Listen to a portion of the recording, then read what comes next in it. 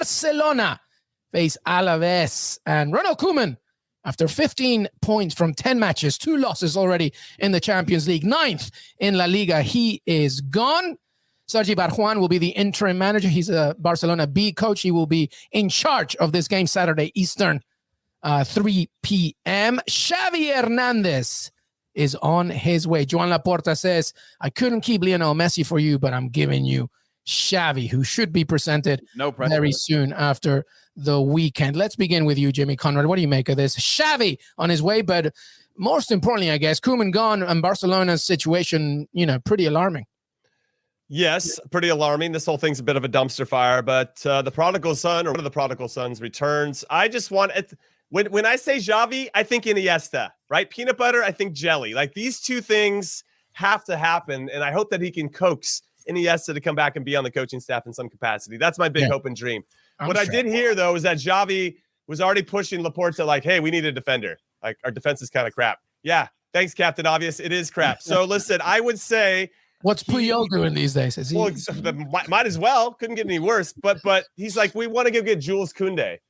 And that's what I heard. That's the smoke that I'm hearing with regard to these rumors. Yeah, every $80 million to go get Jules Koundé. You don't even have $5 million, dude. Like, what? You can't start pushing people around to go sign some players. And do you think Sevilla, who are currently tied on top of the table, are just going to hand over one of their best young defenders in the world? Get out of here, Xavi. So I feel like he's in for a rude awakening about what's going to happen. And it's going to be up to him to somehow mold this team to get into the knockout rounds of the Champions League, to steady the ship and to qualify the top 4 by the end of the season. And I think his tasks will be somewhat manageable, but he's got a lot of work to do to kind of rework the psyche of the team and really instill or reinstill the DNA that Barcelona is known for. What I would say is if I'm Barcelona board right now, I'm telling Xavi to go study the model of Major League Soccer. Welcome to Major League Soccer. You've been handed a team that have contracts. Mm-hmm. You don't have any money. You've overspent. That's fair. There's nowhere to go with it. Learn the model of how you're going to be efficient, because I think, there is a frustration because you have this half glass full. If you're going to take a managerial job, maybe, just like Koeman, he knew he was stepping into a tough environment. But I to double down on what Jimmy said, that's a tough situation to go into, because now you're being brought in with all this pressure, legend of the club. And if the club doesn't back you and say, this is a rebuild project, this is a refined sustainability, we need to rebuild things strategically. We're going to go out and we're going to have a robust scouting network that might not come from in-house, or we're going to have it in-house, that at least has to have a plan as to where you're going. Because if you go in now with, he's just a new manager in Barcelona, people quickly forget that they have $0 to spend. In fact, they need to continue to shed dollars. And so there's not a lot of upside right now for him in terms of how you're going to improve the results. Right now, they need to clean up the house and figure out how they're going to work with this team, how you're going to bring in players from La Masia, how you're going to find some of these clever signings. Because you look at RB Leipzig and others, they've done a good job of building good scouting networks that allow you to bring in players for cheap and perhaps sell on players if you don't, or Chelsea style where you have a loan system. But again, I don't know how they're going to get through all of this debt and work through this in a way that's positive for Xavi, on the way that's positive for the team to continue to get results and keep the fans happy. I hate to disagree with two former professional footballers, US internationals, people that know the game far, far, far, far better than I do. However, I think this is a great time for Xavi to take the job.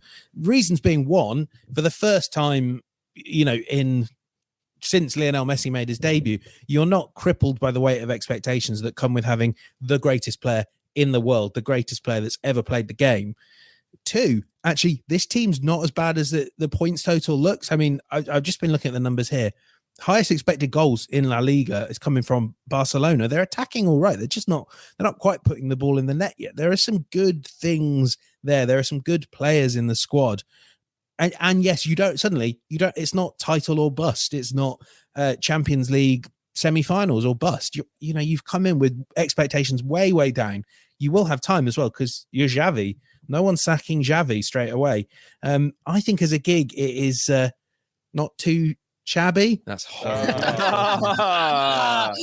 Brilliant. Absolutely brilliant. You mic drop George Costanza. Just leave that room, James Bench. This is a tricky situation. I am imbalanced between Heath and Jimmy's point and James Bench's. Part of the reason is because this is Xavi Hernandez, a man that can come in and sort of rejuvenate what Barcelona is all about, right? Sort of restructure the philosophy of tiki-taka, sort of Pep Guardiola 2.0. And you would think that almost immediately Camp Nou, definitely the first home game, is going to be tremendous, right? So that's one side. You also have Ansu Fati, Gavi, Pedri when he's healthy. James Benji's point, there are players there that can hopefully follow a system that Xavi is so passionate with, which is a 4-3-3, 3-4-3. The ball is the treasure. It is not a bomb. Let's keep it. Let's press high. It's basically Guardiola 2.0, as I said. So that's the good time. The side that I worry about is that much like Newcastle United, Barcelona need a realist. Somebody that needs to tell them, as strong as you are, you're also super vulnerable. Memphis Depay, for example, has lost the ball more than anybody in Barcelona. Right. And that is something that is not going to be to the appeasement of Xavi. There are players there that are going to need to really adapt and adapt quick. Sergino Dest is one of them. Just because, not necessarily because of who Sergino Dest is, but what Sergino Dest has been used to. So I worry about this. So I'm going between James Bench and Jimmy and Heath because I don't know how it's going to work. Having said all that, I like this. Because to James Bench's point is, there's no more Lionel Messi anymore. This is almost a blank canvas where you can say, we are going to instill something. It's just that sometimes this club right now, more so than ever, needs a reality check. And that's what worries me about Xavi Hernandez. He did great things with Al Sadd. Like he's been undefeated since the beginning of last season. They play great stuff, but that's Al Sadd in Qatar. This is Barcelona now in La Liga. It's a different thing. So I do worry. By the way, before we say goodbye, goodbye on this point. But Matt Miazga is facing this side this weekend. Heath Pierce, what do you think? Yeah, he's been really good. The issue is that he's not really a hidden commodity. Obviously, part of the Chelsea loan system forever, and I think he gets his shots and does well when he's in the national team. So I think he warrants a call-up. Obviously, the guy's playing in La Liga consistently. It's just hard to figure out where he fits in, and perhaps Greg has an idea. And it's also a good sign, right? A player that was playing at this, that was a shoe-in some years ago, maybe even a starter in the national team for playing at a club of that size. But yeah, he's been really good. And obviously they won 2 of their last 3, I think last 2 in a row. They've won 3 of their last 6, 3 of their last 5. They lost their first 5 of the season, which I think is an argument against Greg. Now in their last 5, they've won 3 and 2 in a row. And he's been a big part of that. So I think that's an argument to bring him back into camp, and have him in the mix to see if maybe there's a different confidence in a player. We're talking about, as James Bench mentioned with Barcelona, it's not the quality of the player. Sometimes it's the confidence and the ability to get the most out of those players. So perhaps there is a development happening in him where he's found comfort, and we're seeing him step to another level, and that warrants a shout into the national team. Yeah, I would agree with Heath's sentiments. What I would argue is that I'm not the biggest Miazga fan because there's always a mistake ready to happen with him. And maybe he can eliminate that mentality or his risk taking or his casualness or whatever it may be. And I also think that hopefully this experience will allow him to become a little bit more vocal, and not in terms of like firing up the other team or doing stupid shit to Diego Lainez with the height stuff or whatever it is. But it's more about just getting players in good spots to make plays. And I don't know if he does enough of that. Now, I just want to shout out Alaves because a couple weeks ago they beat Atletico Madrid 1-0. They lost to Bilbao's in the top 6, and then they lost to Betis, both 1-0.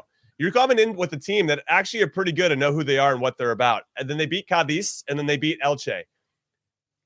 When I look at the terms of quality, Barcelona kind of falls into the Cadiz Elche vibe for me at the current moment. And all of us thinks they can play with them. And obviously having that result when they beat Atletico Madrid is going to give them a ton of confidence. I don't think this is going to be a very easy game. And I'm looking at the draw plus 400 because why not? There's not a lot of good value, but that's what I'm looking at. I'm a draw machine today, but in terms of value, it's pretty good. I also like under 2.5 goals. I think Alaves is pretty organized, and Barcelona is so hot and cold. I think you get plus 155 there. Quick prediction on this game then, James Bench. What do you think? 2-0 Barcelona. Oh, there you go. Heath? I'm going to say 2-1 Barcelona, and not very tight, but 2-1.